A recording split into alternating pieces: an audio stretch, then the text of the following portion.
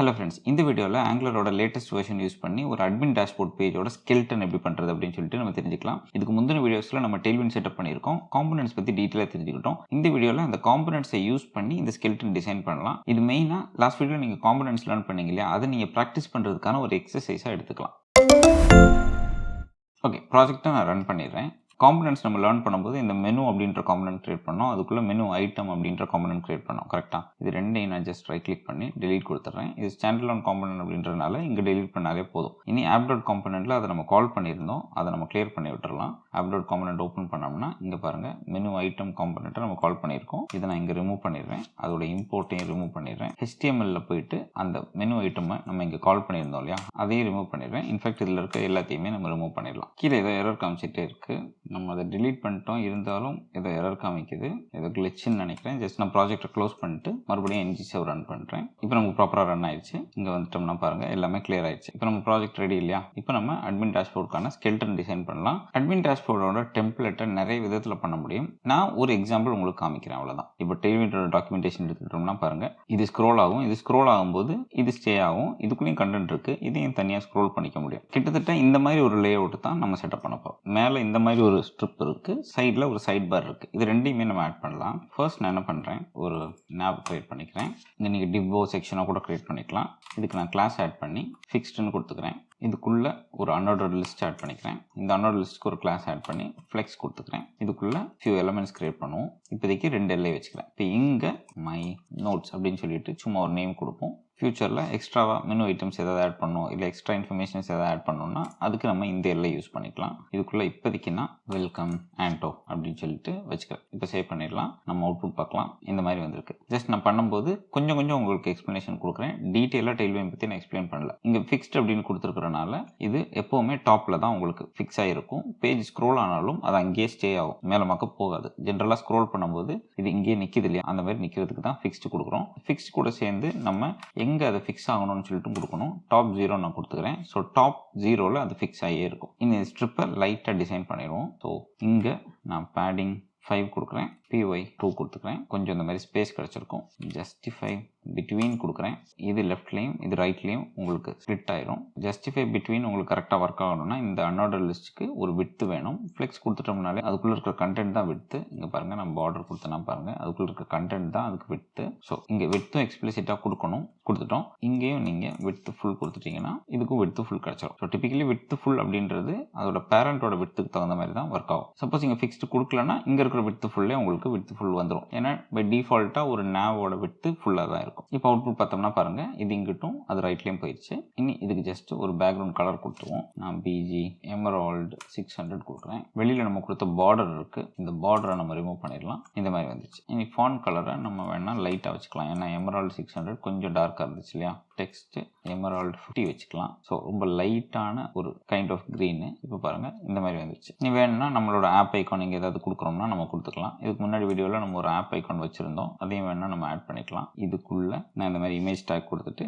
Slash கொடுத்துட்டு நம்ம public ஃபோல்டருக்குள்ள இருக்கிற ஃபைலை நம்ம இங்கே ஆக்சஸ் பண்ணிக்கலாம். logo.svgன்னு கொடுக்குறேன். சேவ் பண்ணால் லோகோ இங்கே வந்திருக்கும். அது பக்கத்தில் மை நோட்ஸ் கொடுத்துக்கிறேன். இப்போ மை நோட்ஸ் கீழே வந்துடும். அது சைடில் வர வைக்கணும்னா இந்த எல்லைக்கும் நம்ம ஃப்ளெக்ஸ் ஆட் பண்ணணும். கேப் ஒரு 2 கொடுத்துக்கலாம். ஐட்டம்ஸ் சென்டர் கொடுப்போம். ஸோ ரெண்டையும் சென்டரில் இந்த மாதிரி ப்ளேஸ் பண்ணிக்கும். இனி இதோட சைஸை கொஞ்சம் இன்க்ரீஸ் பண்ணிக்கலாம்.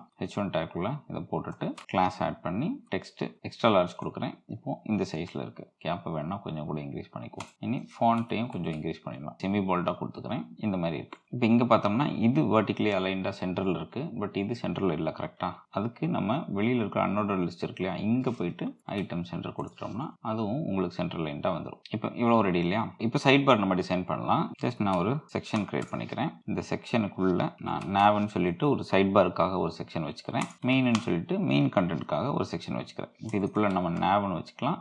இதுக்குள்ளே நான் மெயின்னு சொல்லி சும்மா இன்ஃபர்மேஷன் வச்சுக்கிறேன். இப்போ இங்கே பார்த்தோம்னா அந்த இன்ஃபர்மேஷன் நமக்கு தெரியல, ஏன்னா அதுக்கு பின்னாடி இருக்குது. இதை நம்ம ஃபிக்ஸ்டுன்னு கொடுத்துட்டோம். ஸோ ஃபிக்ஸ்டு அங்கேயே தான் இருக்கும். மிச்ச கண்டென்ட் இப்படி ஸ்க்ரோல் ஆகிட்டு இருக்கும். ஸோ கண்டென்ட்டே கொஞ்சம் தான் இருக்குன்றனால தான் அதுக்கு பின்னாடி இருக்குது. இப்போ அதை கொஞ்சம் கீழே இறக்கும். அதுக்கு நான் என்ன பண்ணுறேன், இந்த செக்ஷன் இருக்குல்லையா, இங்கே கிளாஸ் ஆட் பண்ணி மார்ஜின் டாப் வந்து ஒரு 16 கொடுக்குறேன். கிட்டத்தட்ட இந்த மேலே இருக்கிற நாவோட ஹைட்டு 16 தான் இருந்துச்சு. நான் ஜஸ்ட் ட்ரை பண்ணி பார்த்தேன், அதனால் மார்ஜின் டாப் கொடுத்துட்டேன். இப்போ இது கீழே வந்துருச்சு. இனி இந்த மெயினுக்குள்ளே நான் கொஞ்சம் நிறைய இன்ஃபர்மேஷனை இந்த மாதிரி டம்மியாக கொடுத்துக்கிறேன். ஜஸ்ட் ஸ்க்ரோலை சிமுலேட் பண்ணுறதுக்காக.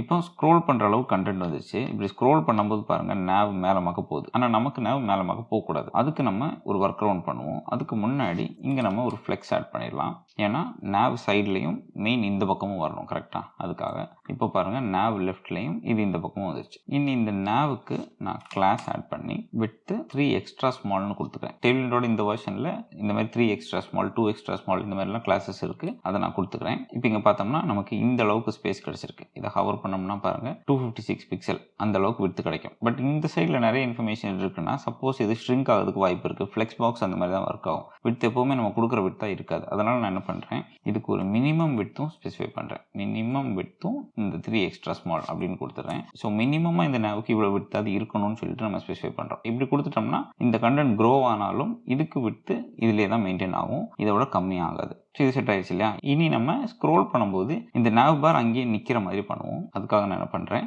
இங்கே ஒரு ஸ்டிக்கி ஆட் பண்ணுறேன். ஸ்டிக்கி ஆட் பண்ணிட்டோம்னா டாப்பில் எந்த இடத்துல அது ஸ்டிக் ஆகணும்னு சொல்லிட்டு நம்ம கொடுக்கணும். இனி இந்த nav பாருக்கு ஒரு ஹைட் கொடுக்கணும். ஹைட் கொடுத்தா தான் அது ஸ்டிக் ஆகும். அதனால் நான் என்ன பண்ணுறேன், ஹைட்டு ஸ்க்ரீன் அப்படின்னு கொடுக்குறேன். இதில் ஒரு சின்ன பிரச்சனை இருக்குது. நான் ஜஸ்ட் இதுக்கு பார்டர் போட்டு காமிக்கிறேன்.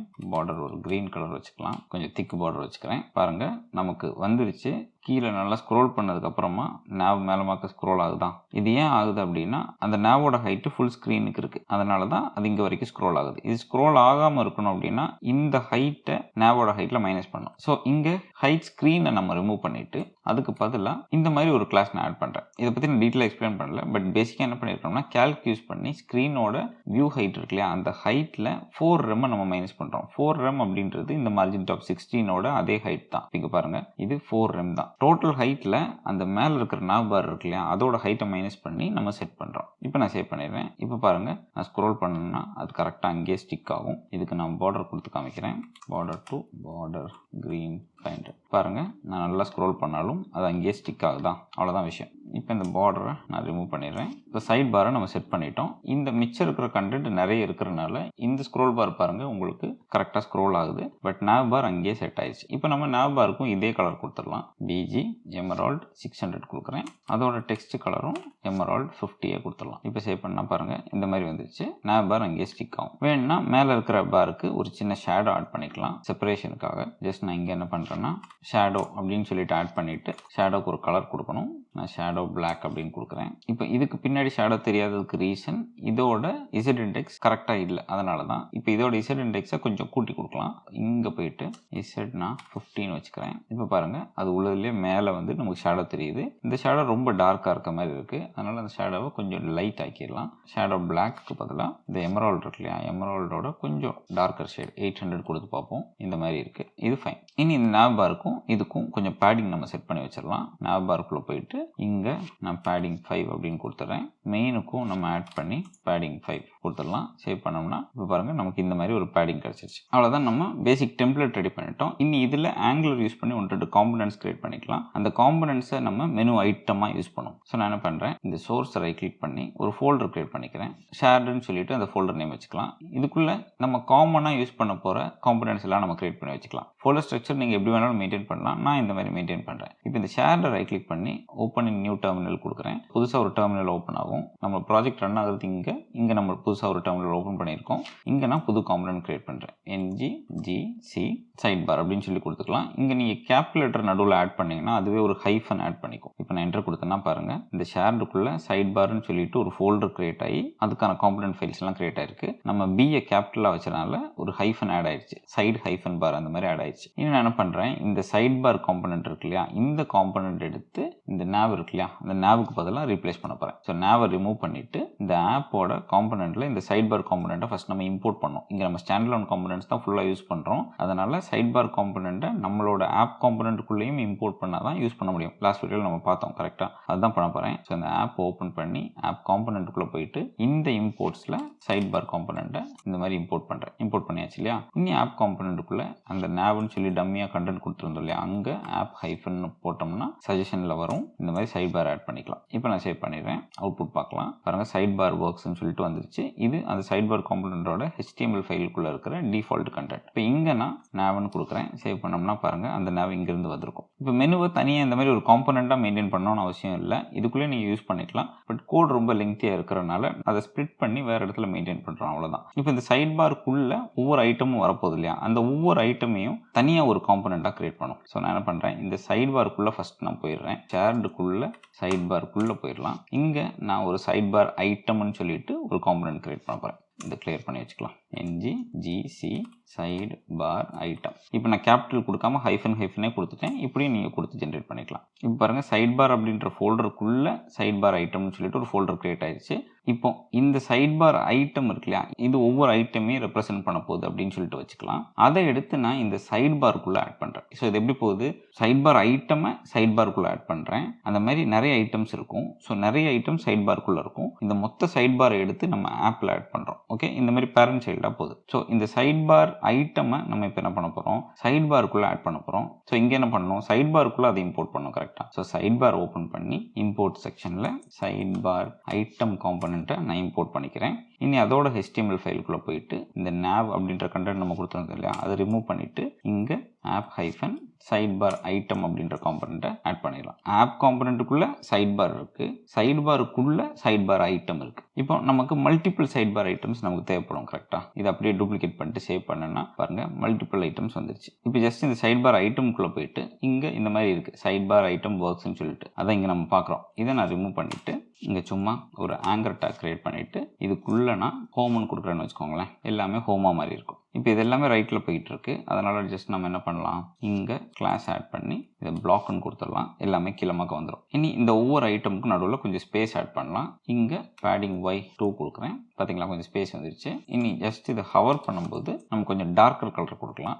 BG எமரால்டு 700 கொடுக்குறேன். சேவ் பண்ணிக்கலாம். இப்போ இது ஹவர் பண்ணும்போது பாருங்கள் டார்க்கர் கலர் கிடைக்குது. பட் இப்போ பார்த்தோம்னா வெளியில் நம்ம கொடுத்த பேடிங் இங்கே கொஞ்சம் அஃபெக்ட் பண்ணுது. நமக்கு ஃபுல் விட்ல வந்தால் கொஞ்சம் கூட நல்லாயிருக்கும். பட் வெளியில் கொடுத்த பேடிங் அஃபெக்ட் பண்ணுது. அதனால் நான் என்ன பண்ணுறேன்னா நம்மளோட ஆப் காம்பனன்ட் போயிட்டு இங்கே நேவுக்கு நம்ம பேடிங் 5 கொடுத்துருந்தோம். அதுதான் இங்கே பார்க்குற வெளியில் இருக்கிற இந்த பேடிங். ஸோ இங்கே நான் என்ன பண்ணுறேன், பேடிங் Y மட்டும் எனக்கு 5 போதும்னு கொடுக்குறேன். Xக்கு நான் பேடிங் கொடுக்கல. பாருங்கள் பேடிங் மேலே மட்டும்தான் பேடிங் வருது, இங்கே உங்களுக்கு பேடிங் வரல. இனி நம்ம இதுக்குள்ளே போயிட்டு வேணால் பேடிங் கொடுத்துக்கலாம். ஸோ என்ன பண்ணுறேன், சைட் பார் ஐட்டம் இந்த ஆங்கர் டேக் இருக்கு இல்லையா, இங்கே போயிட்டு இங்கே நான் பேடிங் கொடுக்குறேன். இங்கே PY2 மட்டும் தான் கொடுத்துருந்தோம். இங்கே PX5ம் சேர்த்து கொடுத்துக்கலாம். இப்போ பாருங்கள் பேடிங் கிடச்சிருச்சு. ஆனால் ஹவர் பண்ணுறது ஃபுல் விட்த்துக்கே நமக்கு ஹவர் ஆகுது கரெக்டாக. இனி இந்த ஹவரை நம்ம கொஞ்சம் அனிமேட்டடாக பண்ணணும் அப்படின்னா அதையும் நம்ம சிம்பிளாக பண்ணிக்கலாம். ஜஸ்ட் டிரான்சிஷன் அப்படின்னு சொல்லிட்டு ஒரு கிளாஸ் இருக்குது. இப்போதைக்கு நான் டிரான்சிஷன் ஆல்னே கொடுத்துக்கிறேன். நான் வேர்ட் ப்ராப் எனபிள் பண்ணிக்கிறேன். கொடுத்துட்டு ஒரு டியூரேஷன் ஸ்பெசிஃபை பண்ணணும், எவ்வளோ நேரத்தில் அந்த அனிமேஷன் நடக்கணும்னு சொல்லிட்டு நான் ஒரு 300 கொடுக்குறேன். சேவ் பண்ணிக்கலாம். இப்போ பாருங்கள் அனிமேட்டடாக மெனு ஐட்டம்ஸ் நேவிகேட் ஆகுதா. இப்போ நம்ம ஆங்குலர் ப்ராஜெக்ட்டில் டெய்ல்விண்ட் யூஸ் பண்ணி ஒரு டேஷ்போர்டோட ஸ்கெல்டன் நம்ம டிசைன் பண்ணிட்டோம். அடுத்த வீடியோவில் இந்த ஒவ்வொரு மெனு ஐட்டமுக்குள்ளேயும் டைனமிக்காக நம்ம வெளியிலேருந்து எப்படி வேல்யூ உள்ளே பாஸ் பண்ணுறது. இப்போ பார்த்தோம்னா எல்லாமே ஹோம்னு தான் இருக்குது கரெக்டாக. பட் ஒரு மெனுன்னு பார்த்தோம்னா வேறு நேம்ஸ் இருக்கும். அப்போ இந்த சேம் மெனு ஐட்டம் காம்பனண்ட்டை தான் நம்ம யூஸ் பண்ணணும். ஆனால் அதுக்குள்ளே இருக்கிற கண்டென்ட்டை மட்டும் நம்ம தேவைக்கு தகுந்த மாதிரி டைனமிக்காக மாடிஃபை பண்ணணும். அதை எப்படி பண்ணுறதுன்னு சொல்லிட்டு அடுத்த வீடியோவில் தெரிஞ்சுக்கலாம். ஸோ இந்த வீடியோ உங்களுக்கு ஹெல்ப்ஃபுல்லாக இருக்குன்னு நினைக்கிறேன். வீடியோ பிடிச்சிருந்துச்சுன்னா மறக்காம வீடியோ லைக் பண்ணுங்கள். சேனலை சப்ஸ்கிரைப் பண்ணுங்கள். உங்களை அடுத்த வீடியோவில் பார்க்குறேன்.